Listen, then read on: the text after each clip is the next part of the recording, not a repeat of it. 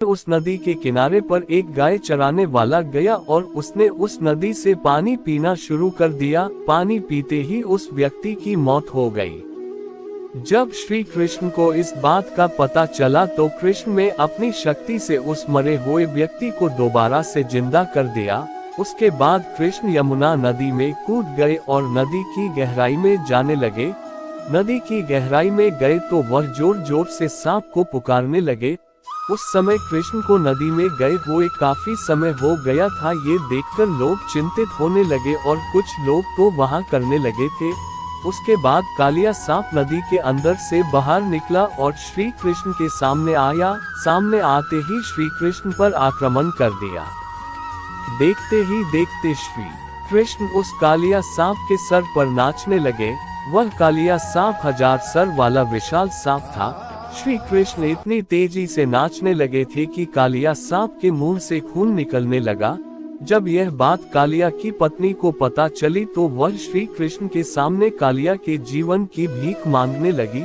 श्री कृष्ण ने कालिया सांप को जमुना नदी को छोड़कर रामानका द्वीप में जाने के लिए कहा और उसे यह आश्वासन भी दिया उन पर कभी भी गरुड़ हमला नहीं करेंगे, क्योंकि उसके सिर के ऊपर कृष्ण के पैरों के निशान छप चुके हैं।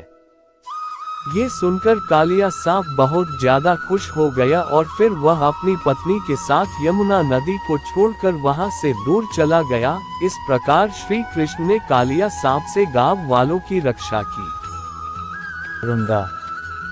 जिस इंसान के चारों तरफ नकारात्मक लोग रहते हैं, उस इंसान का मंजिल से भटक जाना तय है।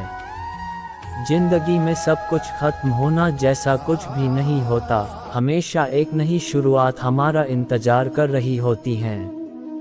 इंद्रियों के अधीन होने से मनुष्य के जीवन में विकार और परेशानियां आती है।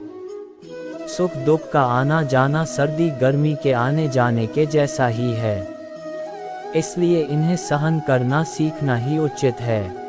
निर्बलता अवश्य ईश्वर देता है, परंतु मर्यादा मनुष्य का मन खुद निर्माण करता है। जीवन में वाणी को संयम में रखना अनिवार्य है, क्योंकि वाणी से दिए हुए घाव कभी भरे नहीं जा सकते। मनुष्य उसके लिए शोक करता है जो शोक करने के योग्य नहीं है, और फिर भी ज्ञान की बातें करते हो। बुद्धिमान व्यक्ति ना जीवित और ना ही मृत व्यक्ति के लिए शोक करते हैं। मैं हमेशा तुम्हारे साथ और तुम्हारे आसपास रहता है, चाहे तुम कुछ भी कर रहे हो। जो हुआ अच्छा हुआ, जो होगा अच्छा होगा। स्वयं को मुझ पर छोड़ दो, अपने कर्म पर ध्यान दो। कर्म ऐसा जो स्वार्थरहित पापरहित हो। जीवन में समय चाहे जैसा भी हो, परिवार के साथ रहो। सुख हो तो बढ़ जाता है और दुख हो तो बढ़ जाता है। मोहग्रस्त होकर अपने कर्तव्य पथ से हट जाना मूर्खता है, क्योंकि इससे ना तो तुम्हें स्वर्ग की प्राप्ति होगी और ना ही तुम्हारी कीर्ति बढ़ेगी। श्री कृष्ण कहते हैं कि सत्संग ईश्वर की कृपा से मिलता है, परंतु कुसंगति में पड़ना मनुष्य के अपने ही हाथों में होता है।